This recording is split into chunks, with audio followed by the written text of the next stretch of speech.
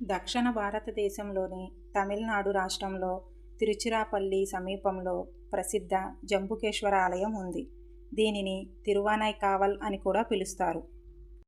ఈ ఆలయం పంచభూత స్థలాలలో ఒకటైన జలంకు ప్రతీక. ఇక్కడి శివలింగాన్ని అప్పులింగం అని పిలుస్తారు. గర్భాలయంలోని లింగం కింద ఎప్పుడూ నీటి ఊట ప్రవహిస్తూ ఉంటుంది. ఇది ఈ క్షేత్రంలోని గొప్ప అద్భుతం. పూర్వం జంబు మహర్షి ఇక్కడ శివుని కోసం తపస్సు చేశారని, ఆయన భక్తికి మెచ్చి పరమశివుడు ఇక్కడ జంబుకేశ్వరుడిగా వెలిశారని పురాణాలు చెబుతున్నాయి. ఒక సాలీడు మరియు ఏనుగు ఇద్దరూ శివుని భక్తులు. సాలీడు శివలింగంపై ఎండ, ఆకులు పడకుండా గూడు అల్లేది. ఏనుగు నీటితో దానిని శుభ్రం చేసేది.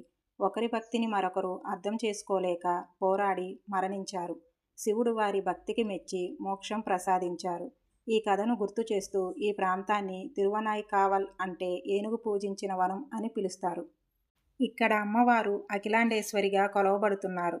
అమ్మవారు ఇక్కడ విద్యార్థినిగా, శివుడు గురువుగా భావించబడతారు. అందుకే ఇక్కడ శివపార్వతులకు కళ్యాణం జరగదు. ఈ ఆలయం చోళరాజైన కోచంగన్న చోళుడు నిర్మించినట్లు చరిత్ర చెబుతుంది. ఆలయంలో 5 ప్రాకారాలు ఉన్నాయి. 5వ ప్రాకారం గోడను శివుడే స్వయంగా కార్మికులతో కలిసి నిర్మించారని భక్తుల నమ్మకం. గర్భాలయం ప్రవేశ ద్వారం చాలా చిన్నదిగా సుమారు 4 అడుగుల ఎత్తు ఉంటుంది.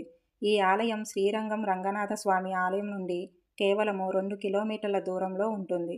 దర్శన సమయాలు ఉదయం 5 గంటల నుండి 12 గంటల వరకు, మరలా సాయంత్రం 4 గంటల నుండి 9 గంటల వరకు ఉంటుంది. ఈ ఆలయానికి వెళ్ళడానికి మార్గము తిరువనైకావల్, శ్రీరంగం సమీపం, తిరుచిరాపల్లి, తమిళనాడు. ఇలాంటి మరిన్ని వీడియోల కోసం ఛానల్ని సబ్స్క్రైబ్ చేయండి.